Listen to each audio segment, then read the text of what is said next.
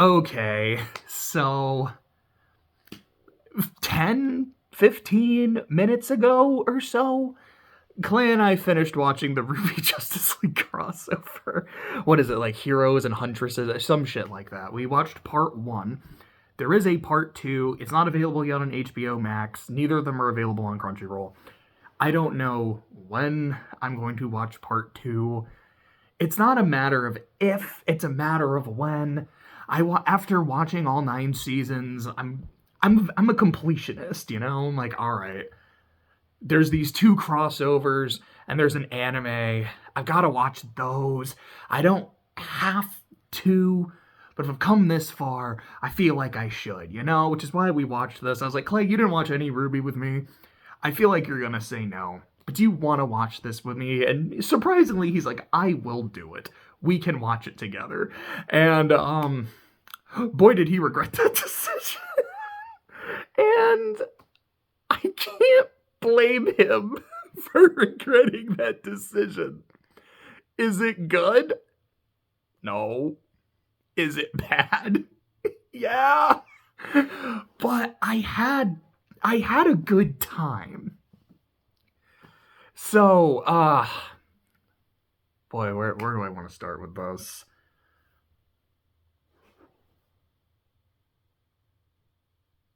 I've said a few times over the course of my RWBY videos, and I still need to make one on Volume 8, not forgetting that, since I know I've kind of skipped over it twice, making the Volume 9 video and then making this.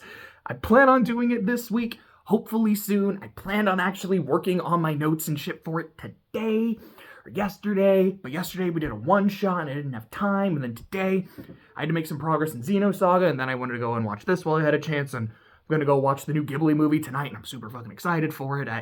Hopefully, maybe, and even tonight I've got other shit after the movie, so hopefully tomorrow I'll be able to actually do all that shit. I have to watch a bunch of games and highlights. It's coming. I don't know when, but it's coming. But as I've said throughout my RWBY videos, I genuinely think that the quality of Season 1 is very spotty. The fight animation is usually really good.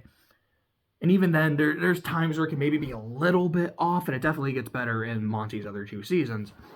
The non-fight animation is not very good. The quality of the writing and the pacing of the writing, as well as just the pacing of the episodes, it's just super off.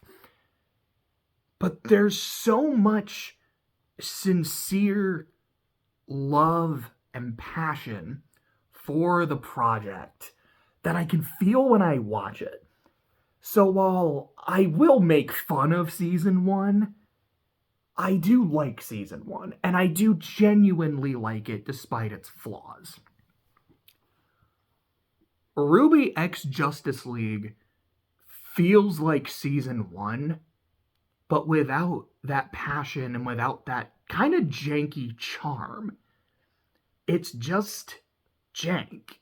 It's just not good. There are some good elements, and I'll talk about them as we go. But, like, even the designs, it's the old Gen... I keep saying... I think I was saying Gen 1 instead of Volume 1. Sorry, like, we're also... We play a lot of Pokemon in this house, so I knew at some point in these RWBY videos I was gonna go from calling them volumes to seasons to fucking gens. But I don't give a shit anymore. Gen 1. I love these old designs. I really do. I talked about that in the Volume 9 video. I was so happy when those old designs showed up in the opening, and then when it was part of the plot. One of my favorite scenes of the season. So seeing them again here is like, this feels nice. This is warm and nostalgic. And then it had that Volume 1 quality. I was like, oh, but it's not the same. So I guess going into what to me makes it feel like a janky piece of shit. Number 1, I don't think it looks good. Something about the actual art looks off to me. And I've been watching 9 fucking seasons of this over the course of a month. I'm used to RWBY's art style and how it looks. I know between season 3 and 4, boy, I did not like the art style of Volume 4. But having gotten more used to it, and now that is just the art style of the show, I think it's fine. I don't prefer it over the first 3 seasons, but I think it's all right. This didn't look quite the same. I don't know, something about it, maybe it's intentional given that the whole thing takes place in a virtual reality, but something about it looked more mechanical and robotic, just even in the textures. I don't know, maybe I'm bullshitting here, but that's kind of how it felt. The actual combat, whenever there would be a fight scene, because there's a good handful, there's no weight or impact. Almost anything that was happening. Like, I remember there's a point where Superman got hit by something, and it didn't look like it hit him that hard, and he went flying, and I said something, I don't remember exactly what I said, but I was like, man, like, dude, like, the impact of that move, like, I called it out. And it was near or at the climax where Clay, he just kind of looked at me, he's like, I think it was specifically Nora, like, she was fighting the big dragon thing, and she jumps on someone. I don't remember who it was. I want to say it was Diana. It was Diana or Vixen, who kind of propels her into the air. She does some shit and does a cool thing. And he's like, is Ruby normally this weightless? And I said, no. There's times where it can definitely be weightless. And, like, even that, like, Nora will jump on something and use it as a springboard. There's usually some momentum to that. Like, she'll fire off her sledgehammer, like, she'll bang the sledgehammer on something so there's something propelling her forward.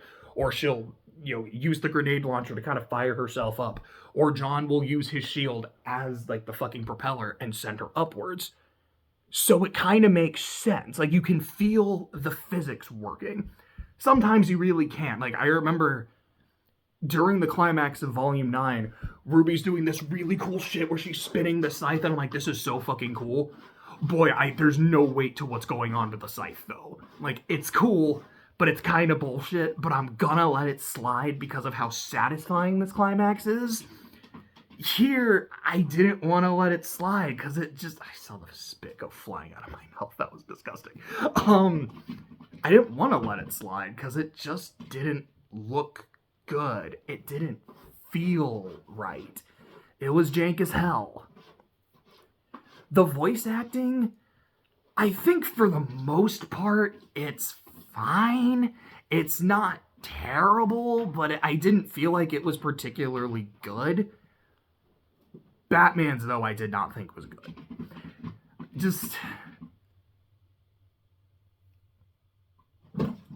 There's an episode, by the way, the sound going on in the back is my cat.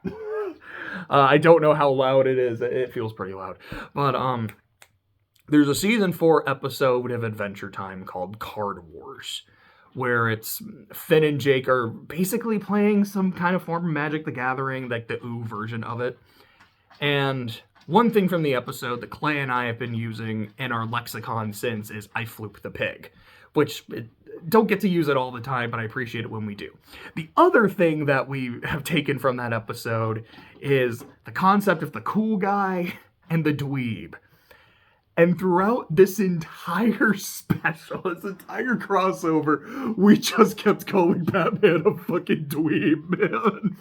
Just his design, I think, looks awful. Most everyone else looks fine. Maybe not great, but they look fine.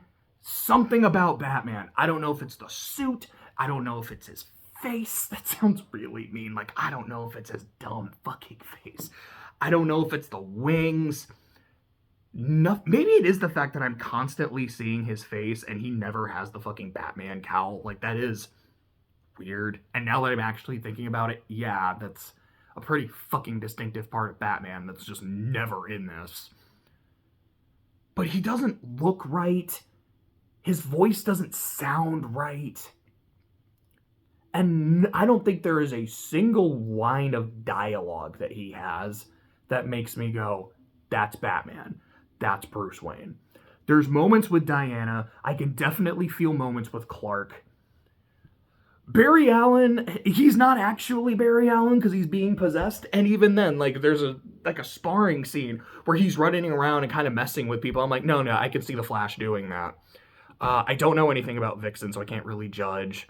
Cyborg was just kind of flirting with Nora the entire time. I was like, oh, okay, I guess we're doing this. And so Ren spends the entire special just kind of being, for all intents and purposes, hey man, that's my girl, back off. But in terms of the timeline, this is in season 7. So that's about the time when they started dating, but I think this is probably before it happens. And there's this point where they're like, Nora, are you okay? She's like, I can fucking take care of myself. You don't have to look out for me and shit. And I'm like, okay, that feels like Nora from volume 8, where she specifically has that thing near the end of the volume where she's like, look, I know who Nora is with Ren, and that's an important part of me, but I need to find out who Nora is on her own. Like, who am I without you? So I love you, but I need some space to figure this shit out. Are you okay with that? Ren's like, dude, I love you. That's completely fine. Whatever you need.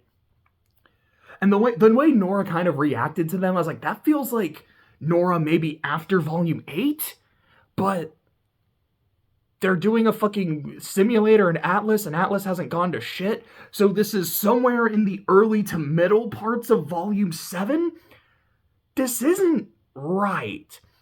And I do like the weird fucky timeline shit, because it was genuinely fun for me as someone who's watched RWBY to go, okay, none of this makes any sense, and that's very clearly on purpose, and that excites me. These are the old volume 1 through 3 designs.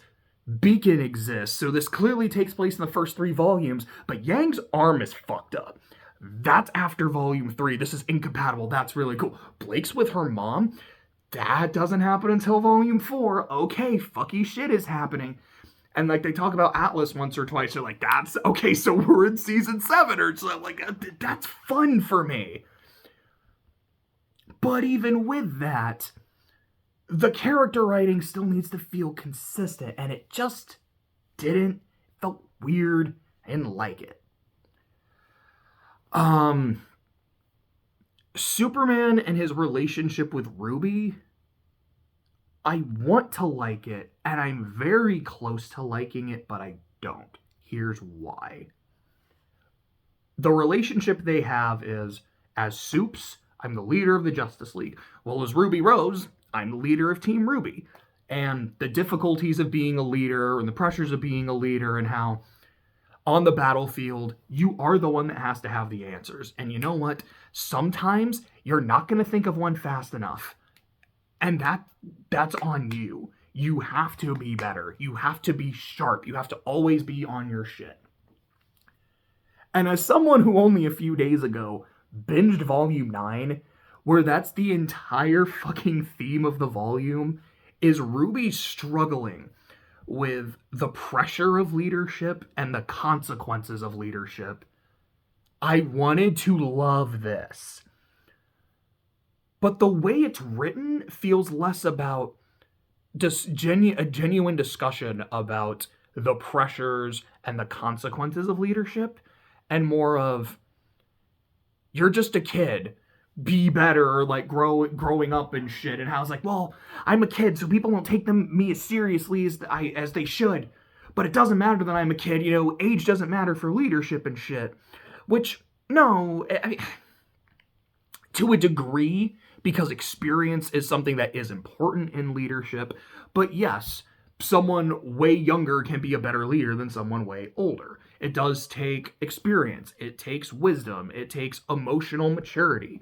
It takes empathy, like to understand how your teammates work, but it also takes efficiency to make sure everyone can work the best, et cetera, et cetera. There's a lot of different things to it. Age is definitely not the defining factor. The problem I have with this, though, is like, okay, this feels like RWBY at the end of volume 6.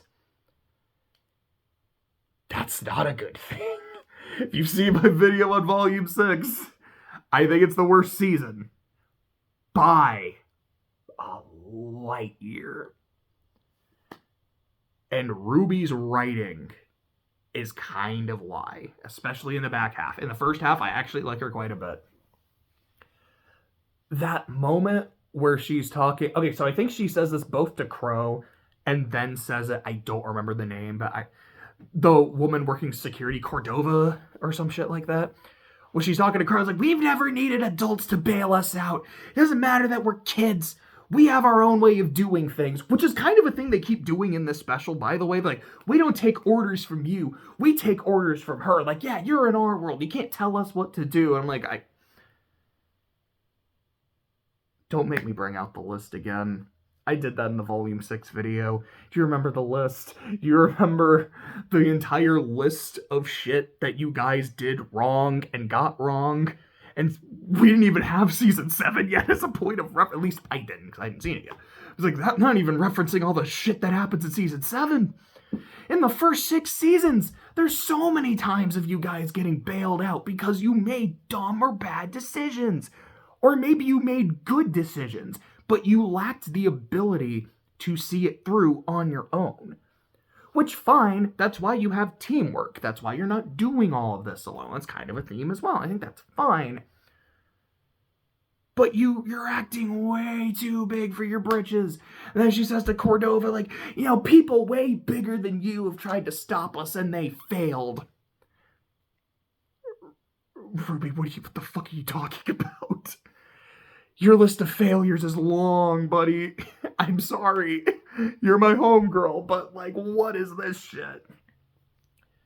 So just the way they were talking about leadership felt way more with RWBY in Season 6, where she came across as entitled, and it annoyed the hell out of me, rather than in Season 9, where I think it's possibly the best she's written in the entire show. The only reason I say possibly is, like, in those first few volumes, it's a very different kind of writing, where here's a kid just wanting to have fun, and then here's a kid who's now having to grow up very fast, and there's consequences to that, and there's difficulties of that, and I think both of them are spectacular. This part in the middle is where I think it sucks, and unfortunately, that's where the special takes place. I remember the first time Yang showed up, I just kind of said out loud, why are her boobs so big? Like, I know it's Yang, and Yang is just the well-endowed one of the four, but even then I was like, that's kind of ridiculous. And then when Nora showed up on screen, I was like, her boobs look way bigger too. What the hell? This is just weird. I don't know. Maybe that's just me, but they seemed way too big. Who am I missing? I'm specifically not talking about John and Jessica yet. I am saving them because they're the one part of this that I fucking love. I brought up Cyborg. I don't, like, I know I've already said this. I know literally nothing about Vixen, so I don't know if she's written well, if she's in character. She's just kind of boring. I guess we just gotta talk about Weiss and Batman. First off, Batman loses a fight to Weiss. It's not quite 1v1, because there's a few guards. Essentially a 1v1. Batman losing a fight to pretty much any of these characters 1v1, I wouldn't really buy. It's Batman. He's not only the world's greatest detective, he's probably the world's greatest martial artist. And if not number one, he's up there. And I get it, it's like he's a teenager, so maybe he doesn't have all his training. Well, they clearly have. While their memories of what immediately happened before they got trapped are hazy, they still remember who they are. They remember their histories, their characters, their character development. He would still remember his martial arts training. He would still know how to fight. He's fought people that can do shit with magic. Weiss should not be a problem. Though, I was talking to Clay about it, and Clay's just kind of mad from the perspective of seeing Batman job like that feels really unsatisfying. I'm cracking up. I'm like, dude, I watched 9 seasons of this show, and I have seen Weiss job time and time and time again. Like, if you wanted to write him losing to RWBY, I wouldn't buy it, but sure, if you wanted to write him losing to Yang, I'd maybe maybe buy it, but probably still not. Weiss is fucking funny. But he loses, he jobs. If you've seen the special, or if you know anything about the special, you might know about the Batman scene, because it was the only thing I knew going in. It's the reason I know this special exists is because I've seen that scene where Batman is with Weiss, Blake, Yang, and Diana. I'm noticing that I'm calling him Batman, but I'm not calling him Bruce, but I'm calling Wonder Woman Diana and Superman Clark. I'm not doing that on purpose. It's weird. I just kind of realized it, but oh well. It is what it is.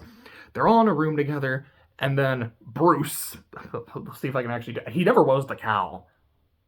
I completely slurred that word. That was weird. He never wears the cowl, so I shouldn't ever call him Batman. Bruce says, I just want to go home. Like, I want to figure out the problem so we can go home. Weiss kind of grabs on and she's like, but I mean, staying in a room would be kind of dope. And like, I feel like Weiss was kind of thirsting on him a little bit, which, if anyone in this cast would, it would probably be Weiss. I remember in season 9 when she saw old John, she was kind of like, hello. And then there's her and Neptune. So I do kind of buy that a little bit. And Diana's response is essentially, Bruce, what the fuck? What do you mean you're considering staying here? You can't stay in Remnant. You got shit to do. You got people to protect. Blah, blah, blah, blah, blah. Which, okay, like, first off, he literally just said, the last line of dialogue out of his mouth 20 seconds ago was, I want to go home. Now you're accusing him of not wanting to do the thing he just said he wanted to do. This is kind of what I mean where I say, like, the actual pace of the dialogue is kind of fucking abysmal.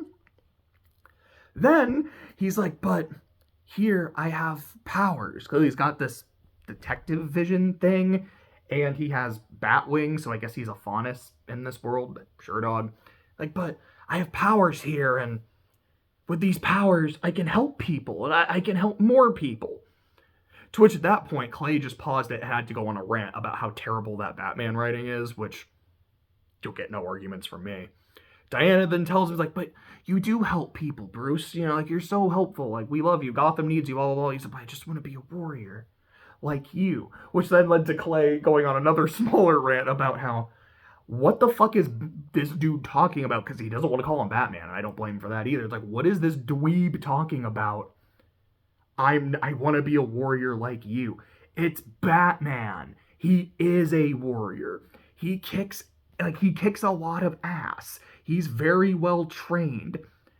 There are supervillains who are terrified of him. There are supervillains that respect him. Like, I remember, I don't know what the movie is, but I know there's one where they're fighting Darkseid. And I think Batman has the whole planet rigged to blow if Darkseid, he's like, if you don't leave, I'm going to blow us all up. And I remember watching the scene and Darkseid's reaction being, if the Kryptonian or the Amazon tried to pull that, I would call their bluff, because they would never do it. You, on the other hand, you would actually do that. You have the cojones to do what you're saying you will do. I respect that. Okay. I'll let you have this out of, like, pure respect. And granted, like I said, I haven't seen the actual movie. I might very well be oversimplifying it. I probably am. But Batman is a fucking warrior. So I don't know what any of this shit is.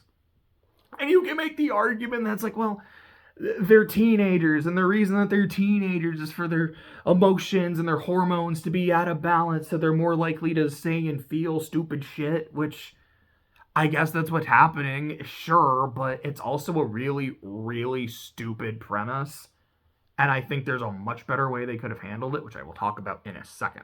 But I want to go ahead and talk about John and Jessica. I know literally nothing about this Green Lantern. I grew up with John. What was his last name? I want to say it was John Smith. The one from the Justice League cartoon. And I remember he showed up in an episode of Static Shock. I remember that being a really good episode. But, as the Green Lantern, I know I'm actually not very familiar with Hal Jordan. So, like, for me, I'm like, okay, I don't know anything about you. You're a blank slate. Make me like you. She does. I think her story, and again, like, I don't know how well this character is written in comparison to who she normally is, but her thing about anxieties and her struggle to find herself in her place, like, without the ring, I think is interesting. And I think it works really, really well to pair her with John. Someone who, through the first, I mean, it was only at the end of season 5, so pretty much the first 5 seasons, didn't have a semblance, didn't know how to unlock it, didn't. A character who, until very recently in the show, didn't know his own worth. His worth as a warrior, and also his worth as a person and as a friend. I know I talk about how bad season 6 is, especially the second half, and I stand by that. But it has one of my favorite moments with Team Juniper, which is after John talks to, who I can only assume is Pyrrha's mom, like maybe it's her older sister or something, but I believe it's her mom. And Nora and Ren join him by the statue. And they're like, John, we heard what you said during the fight with Cinder at the end of season 5, where you said that your life doesn't matter, and you're completely willing to throw it away to buy any of the rest of us time. Don't you ever fucking talk like that again. We lost Pyrrha too. Please do not make us go through that loss again. You have so much worth to us. Please understand that. I love that. It's one of my favorite scenes. So, having John be the character to talk to her and help her through that, I think is really good. I think it's a very smart decision. And also, as I was even telling Clay, I was like, I'm just kind of a sucker for John and Pyrrha outside of season 1, where I don't think it's very well done. It's season 1. Like I said, a lot of it is not very well done, but I like most of it anyways. John, I think, is one of the worst parts of that season, unfortunately.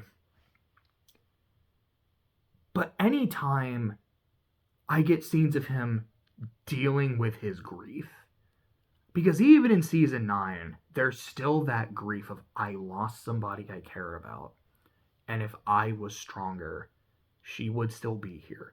Now, maybe I wouldn't have saved her, but I could have helped. I could have tried. She got rid of me in that moment because she knew I would be a burden in the time when she needed help most. And I will never forgive myself for that. So any of these moments where he can interact with her, whether it's an illusion, whether it's a fucking video recording, her statue, those are usually some of my favorite moments. So that part of the movie I thought was fantastic. I'm going to pull out this other pen. I don't like the premise of this movie. Now, the idea of RWBY characters teaming up with DC characters is cool. That's fun. I want to see shit like that. I want to see these characters fight or team up to fight stuff. I don't know if this is a hot take. Grimm are boring.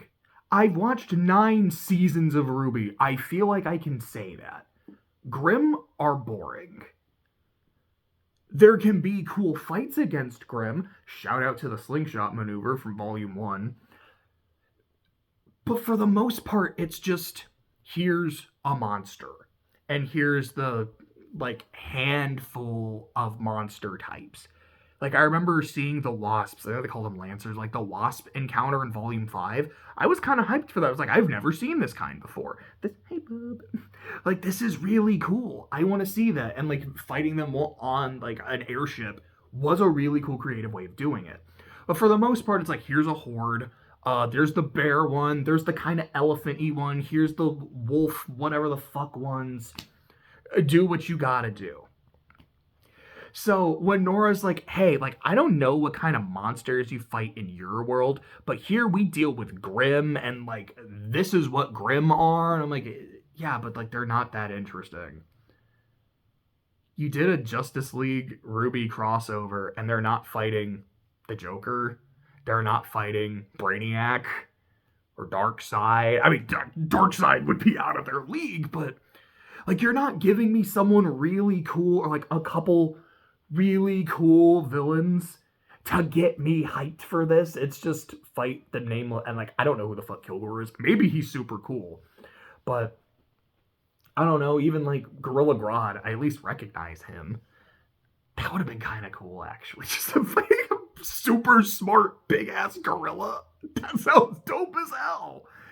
And so because of that, I feel less interested in the fights just kind of by default. And also, like, the fights I don't think are very good. Something Clay said really early in the special, though, was, this is all wrong. It should be RWBY characters in the DC world. Because then we don't have to deal with this weird, oh, we're younger now, and we have to explain that and figure out why, and considering if that works at all logistically, if it makes any sort of fucking sense. It can just be, cool, somehow through some bullshit, RWBY characters got isekai'd. Have at you. And then you can actually have them fight DC characters, which would be more fun and more interesting. Yeah, I think that would. One character I specifically thought of that would be really cool for this crossover. There's two, actually, but, like, the second one's the big one. But one of them, I was like, what about someone like Zatanna? Given that Zatanna's thing is just using magic, and how magic works in Remnant. I complained about it, how the show's like, we have no such thing as magic, because a semblance isn't magic. It's fucking magic. But after getting the whole backstory in Season 6, which, again, I shit on Season 6, but that's one of my favorite episodes of the show, the way it makes sense to me is there's old magic, which is the shit the maidens can do. It's what Salem can do. It's what Oz can do. You were here in the Age of Gods. You can do wild shit. Then there's new magic, which is you can only do that kind of shit through the aid of dust / your semblances. That's new magic. It's a lot more limited, but it is more person focused. And I think that's fine. I think that's cool. Then you have a character like Zatanna, who is just, that's old magic. That shouldn't work in Remnant. And I feel like them meeting her, they're like, did we just find the Summer Maiden? Like, what the fuck? That would have been, like, kind of fun. But I really think what this special should have been, it should not have been a crossover between RWBY and the Justice League. It should have been RWBY and the Teen Titans. They're teenagers. Like, they're the same fucking age anyway. So it's not like, I turned you all into teenagers, so your emotional imbalance would be so fucked you couldn't stop me. Because, boy, saying that out loud, I'm like, I don't know how you read that line and didn't laugh. You're a stronger person than me. Because that is the goofiest shit I've ever heard.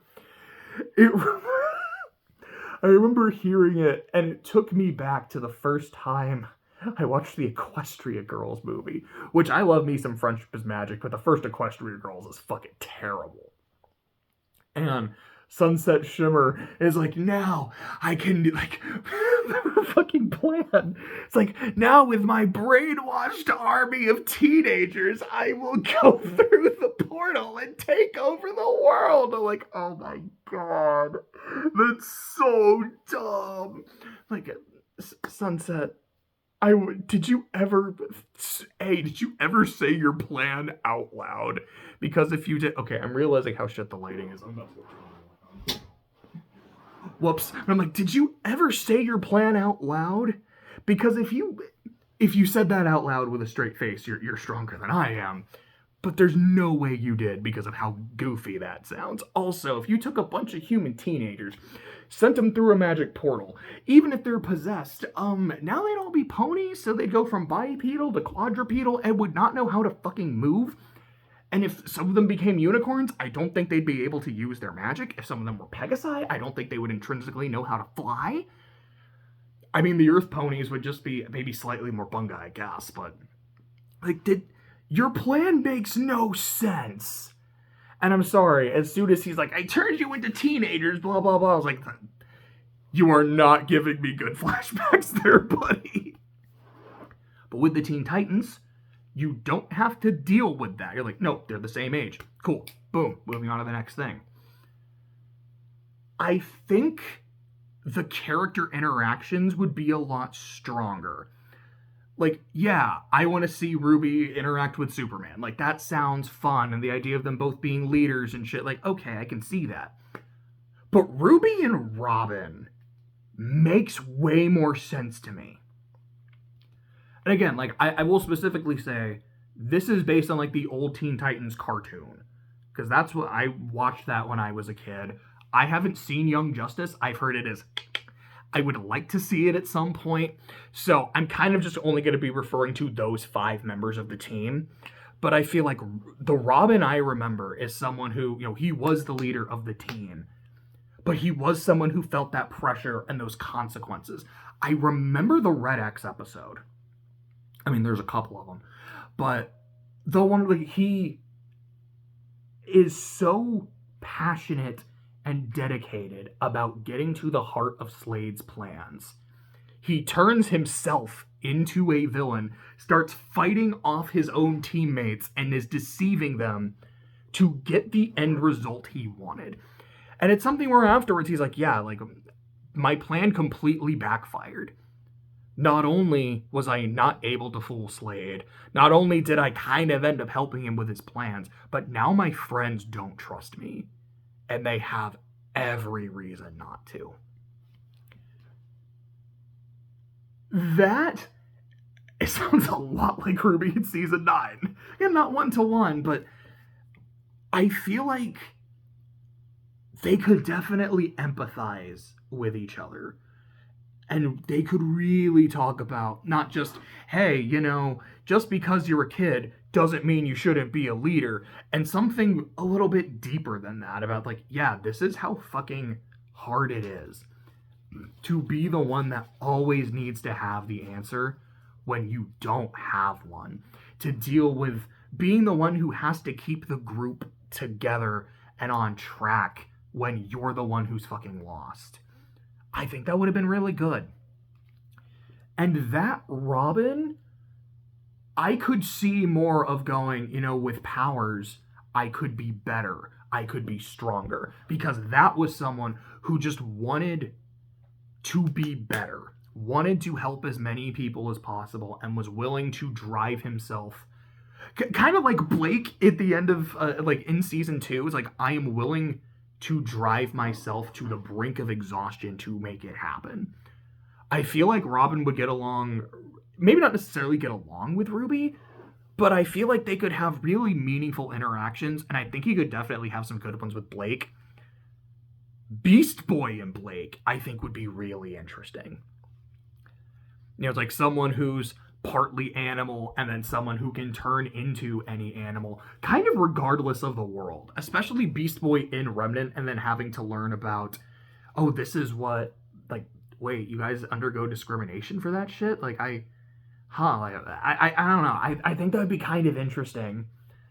Starfire is just a blast, so having her interact with anyone, I think, would be kind of fun.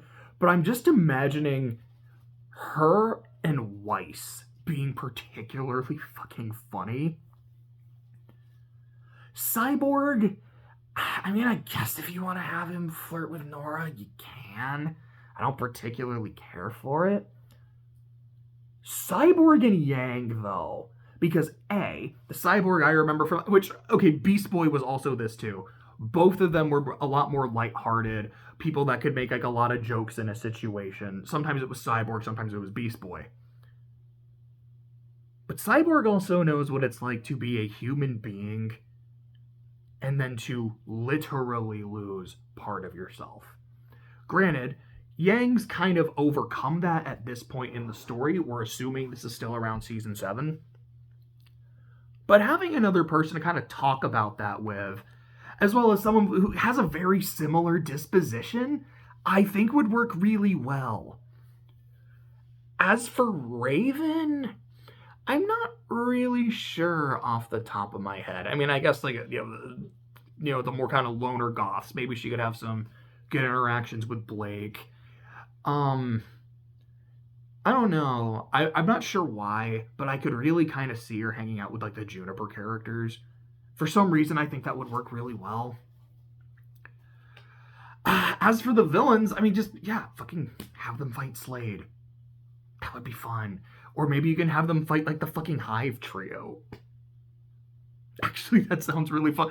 I mean, especially Jinx are like, wait a second, her shit is bad luck? Dude, she's just like Uncle Crow. I'm like, that'd be kind of funny, actually.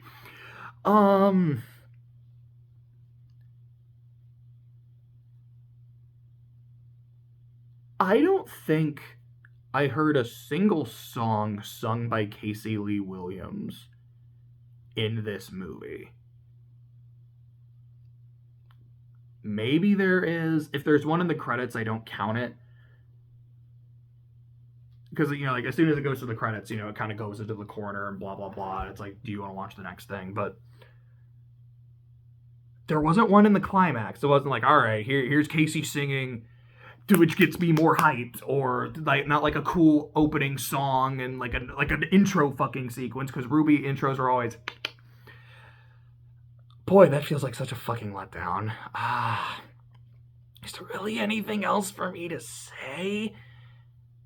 I will say this. I did have a good time with it. And I know I've done nothing but complain and talk about how bad it is for 42 minutes. But about a month ago, I had said to myself, I'm going to watch RWBY. I'm going to watch all 9 seasons. I'm going to watch the character trailers. If I watch the side shit, I watch the side shit, and clearly I did.